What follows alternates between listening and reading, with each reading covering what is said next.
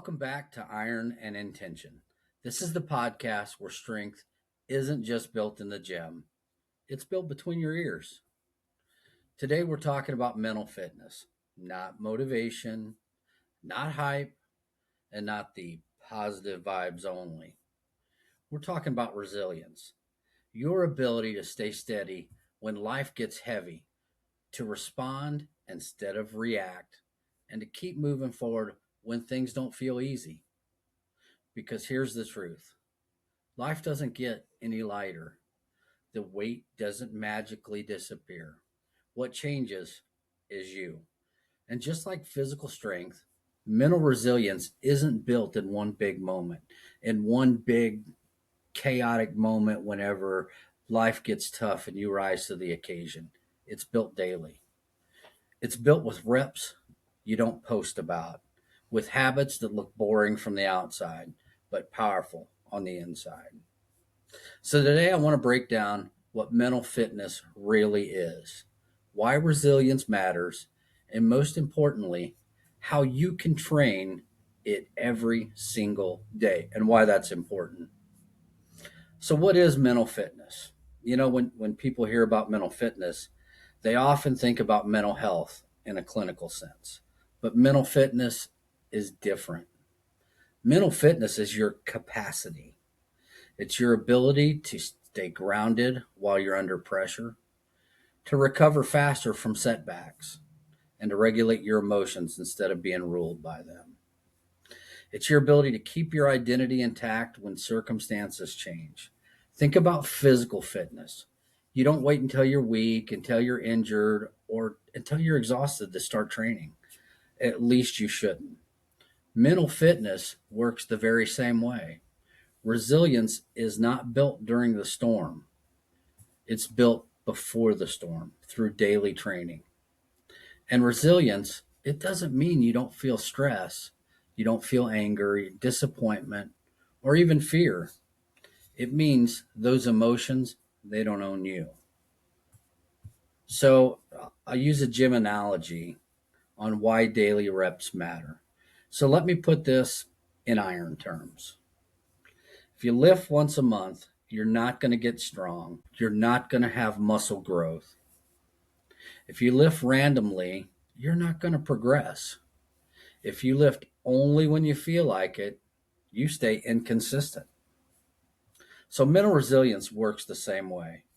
You don't build it by waiting until you feel overwhelmed, trying to fix yourself in crisis mode. This never works. Or looking for one big breakthrough moment. You build it with small, consistent steps.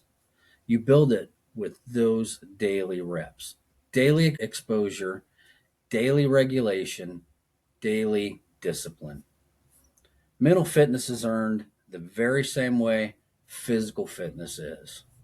You show up, you do the work, and you repeat.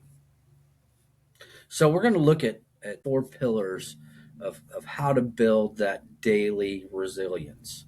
So the first one is daily emotional regulation. The first daily rep for resilience is emotional regulation. Most people don't lack strength, they lack control of their nervous system. Simple truth is, you can't think clearly when your nervous system is hijacked. So the goal isn't to eliminate stress, it's to train your response to it. So here's one way that you can practice getting these reps every day by doing a 60-second reset. So once a day, minimum, do this. Pause. Take 5 slow, intentional breaths. Slow in, slow out. Relax your jaw. I know that I often will sit around and my jaw is clenched. So relax that jaw. Drop your shoulders. Kind of relax all of this up in here.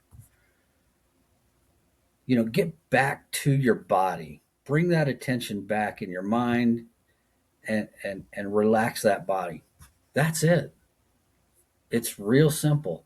5 slow breaths, relax your jaw, drop your shoulders, and bring attention back to your body. So why does this matter? You're teaching your nervous system that you're safe, even when things are uncomfortable. This can be in the middle of a stressful situation, or this can be several times over your workday, your time at home.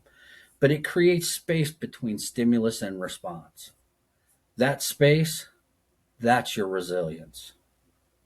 Pillar two, disciplined self talk. Show of hands, how many here often have that negative self talk?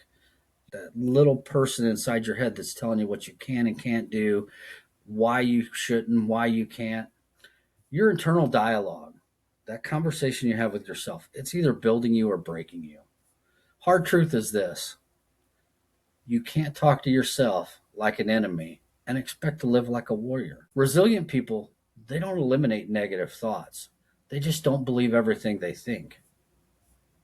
So reframe that narrative in your head. When something goes wrong, ask yourself several questions. What's actually in my control right now? Ask yourself, what's the next small action step that I can take? And finally, ask yourself, what can this moment teach me? What can I learn from this? This isn't that toxic positivity. This is mental discipline. You're training your mind to look for agency, not excuses. You're training your mind to look for opportunity to be a better you. Physical movement as mental training is the third pillar. It's physical movement is one of the most underrated and underused mental resilience builders. You see, your body and your mind are not separate systems. Movement is a great tool to help build mental resilience. You don't need a perfect workout. You don't need a 3 hour session in the gym or run 10 miles.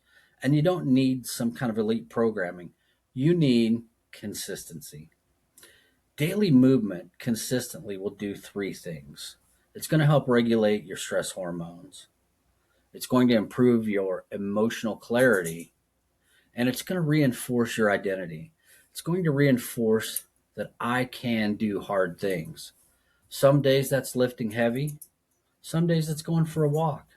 Some days it might be mobility drills and breath work. The point isn't intensity. The point is showing up for yourself. That's where mental resilience is built. And the fourth and final pillar is that connection identity. You see, resilience isn't built alone. It's built in community.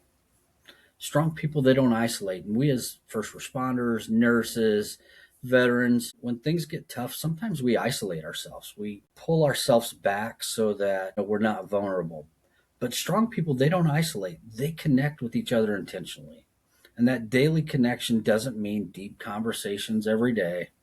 It can be a simple check-in text, shared workout, a moment of honesty instead of silence. It's that accountability component as well. And all that is just as important to protect your identity. And I want you to remember this: you are not your worst day. You're definitely not your last mistake. And you're certainly not your current struggle. Daily resilience comes from remembering who we are, even when things feel unstable. Unstable times pass, uncomfortable times pass, but that mental resilience you build helps you to work through those and come out better on the other side. So I'm going to give you a challenge. Here's what I want you to remember: mental resilience is not a personality trait. You're not born with it, it's a trained skill, and it's built one breath at a time, one decision at a time, and one day at a time. It's built with consistency. It's built by doing hard things. So here's your challenge. For the next 7 days, I want you to do the following. I want you to do one intentional breath reset per day, minimum. One act of physical movement, whether that's going to the gym and lifting heavy, lifting light, whether that's going for a walk, it's getting on the exercise bike, it's taking the dogs out for a stroll, whatever it is, one act of physical movement per day. One moment of self-discipline talk. Nothing flashy. You don't have to tell yourself that you're the best in the world, but get in your head and talk to yourself. You set the narrative. Don't let the narrative set you.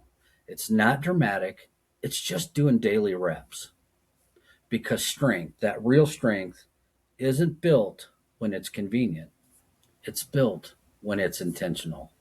So stay strong, stay disciplined, and keep training inside and out. This is Iron and Intention.